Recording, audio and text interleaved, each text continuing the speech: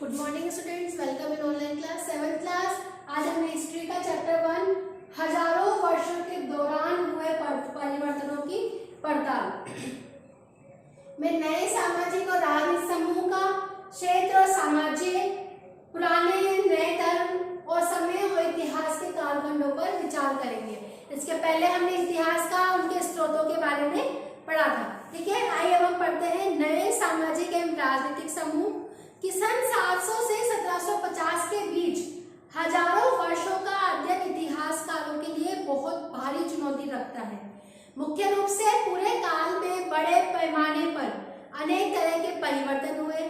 इस काल में अलग अलग समय पर नई प्रौद्योगिकी दर्शन होते हैं, जिसे सिंचाई में रहर, कताई में चरखे और युद्ध में बारूदों वाले हथियार का इस्तेमाल भी होने लग गया था। उपमहाद्वीपों के नए तरह के खान पान भी आने लग गए थे, जैसे कि आलू, मक्का, मिर्च, चाय और कॉफी। ये नई नई वस्तुओं का यहाँ पे आगमन हो गया था। इस युग में लोगों की गतिशीलता एक स्थान से दूसरे स्थान पर आना जाना भी बहुत बढ़ गया था। अवसर की तलाश में लोगों के झुंड के झुंड दूर से बहुत यात्राएं करने लगे और अपने भाग्य के संभावनाएं भी उनमें मौजूद थी कि किस तरह से हम जिन समुदायों में महत्व बढ़ा है, उनमें से समुदाय में राजपूत, जिनका नाम राजपुत्र था अर्थात राजा का पुत्र से निकला। 8वीं से 14वीं सदी के बीच ये आमतौर पर योद्धाओं के उस समूह को प्रयुक्त होता था जो क्षत्रिय वर्ण के होने का दावा करते थे। क्षत्रिय वर्ण के वो होते थे जिनमें युद्ध करने का कौशल होता था, कि जिनमें क्षत्रिय जो युद्ध का कार्य करते थे। राजपूत के शब्द के अंतर्गत केवल राजा और सामंतों को अलग अलग शासकों की सेनाओं में सेवारत थे। कवि चारण राजपूतों की आचार संहिता प्रबल स्वामी भक्ति का गुणगान करते थे। इस पूरे काल के दौरान क्रमशः जंगलों की कटाई हो रही थी, खेती का इलाका भी बढ़ता जा रहा था।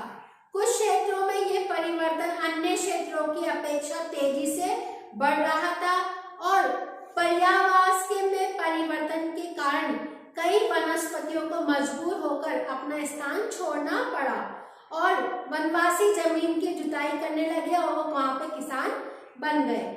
कृषकों के नए समूह क्षेत्रीय बाजार, मुखियाओं, पुजारियों, मठों और मंदिरों से प्रभावित होने लगे और समाज के बहुत जटिल अंग बन गए।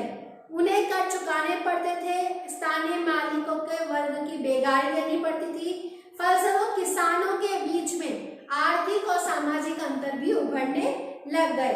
कुछ जातियों के लोग तो बहुत ऊंचे हो गए और कुछ जातियों ने दमनकारी नीति को अपनाया तो वो बहुत निम्न स्तर पे चले गए। अपने सदस्यों के व्यवहार का नियंत्रण करने के लिए जातियां स्वयं अपने अपने नियम बनाती थी। इन नियमों का पालन जाति के बड़े बुजुर्गों की एक सभा करवाती थी, जिसे इलाके में जाति पंचायत भी कहा जाता था। गांव के रिवाजों का पालन भी होता था और मुखियाओं का शासन होता था। एक छोटी इकाई भर रह गया था। अब अगला टॉपिक था क्षेत्र और साम्राज्य कि चोल, तुगलक, मुगल जैसे बड़े बड़े राज्यों के अंतर्गत कई सारे क्षेत्र आ जाते थे। दिल्ली के सुल्तान गयासुद्दीन बलबन की प्रशंसा में संस्कृत के प्रशस्ति में उन्हें एक विशाल साम्राज्य का शासक बताया गया था, जो पूर्व में बंगाल से लेकर पश्चिम में अफगानिस्तान से गजनी तक फैला हुआ था, जिसमें संपूर्ण दक्षिण भारत भी आ जाता है। गौड़, आंध्र, केरल, कर्नाटका, महाराष्ट्र व गुजरात आदि विभिन्न क्षेत्रों में लोग उनकी सेना के आगे पलायन करते थे, मतलब पैदल ही जाते थे। इतिहासकार विजय अभियान ने इन दावों को और बढ़ावा माना है। इसके साथ ही ये समझने की कोशिश भी की है कि शासक लोग उपमहाद्वीप के विभिन्न भागों पर अपने अधिकारों का उल्लेख भी करते हैं। सन 700 तक कई क्षेत्रों के अपने अपने भौगोलिक आभास भी रहे हैं और उन्होंने अपनी भाषा, सांस्कृतिक और विशेषताओं को स्पष्ट भी किया है। ये क्षेत्र किसी शासक राजवंशों से भी जुड़े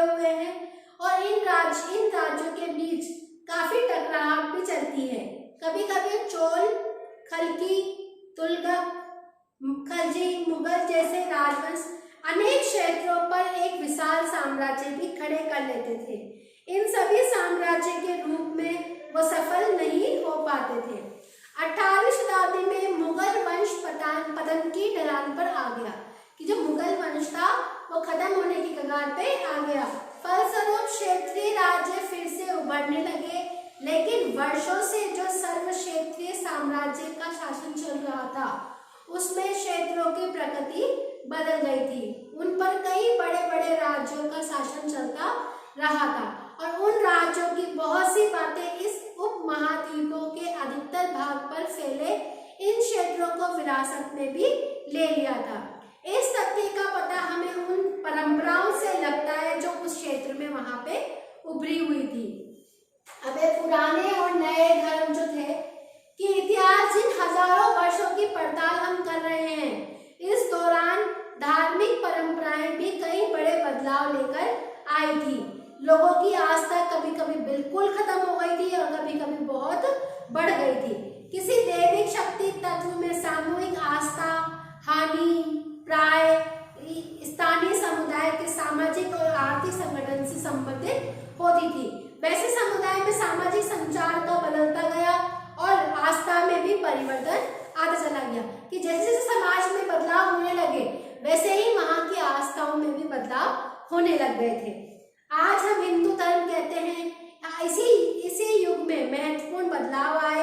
इन परिवर्तनों में से कुछ तो नई देवी देवताओं की पूजा थी, राजाओं और मंदिरों का निर्माण था, समाज में पुरोहितों के रूप में ब्राह्मणों का बढ़ता महत्व था और बढ़ती सत्ता आदि थी। संस्कृत ग्रंथों के ज्ञान के कारण समाज में ब्राह्मणों का बड़ा आदर होता था। इनके संरक्षक थे नए नए स्वयं की प्रतिष्ठा की चाह में था, कि ये वर्ग क्या था कि अपनी खुद की प्रशंसा कराने में विश्वास करता था, तो ये ऊंचा होता चला गया और ये दूसरे लोगों को दबाता ही चला गया। इस युग में एक महत्वपूर्ण परिवर्तन भक्ति की अवधारणा के रूप में भी आया। इसमें ईश्वर की कल्पना एक ऐसे प्रमेय इष्ट देवी देवताओं के रूप में की जाती थी जिसमें पुजारियों के कर्मकांड के बिना भक्त स्वयं विशेष कर सकता था। यही वह युग था जिसमें उपमहाद्वीपों के नए नए धर्मों का आगमन भी होना था। कुरान शरीफ का संदेश भारत में पहले 7वीं सदी में व्यापारियों और अप्रवासियों के जरिए पहुंचा।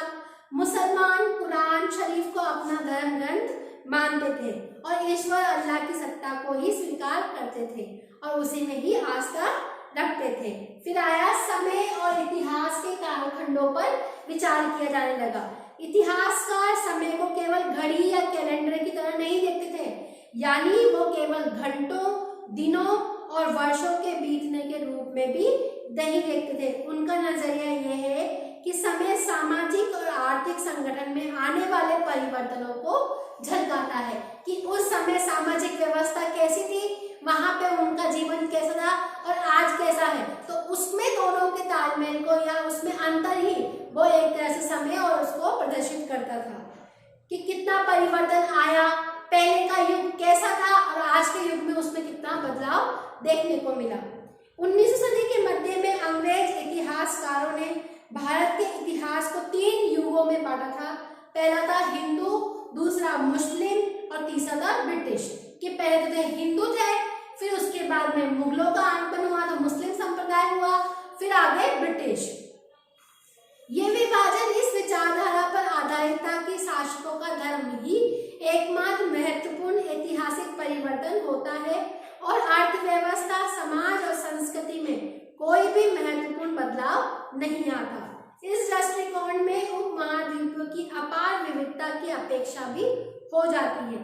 इस काल विभाजन को आज बहुत कम इतिहासकार ही स्वीकार करते हैं। अधिकतर इतिहासकार आर्थिक तथा सामाजिक कारकों के आधार पर ही अतीत के विभिन्न कालखंडों की विशेषताएं तय करते हैं।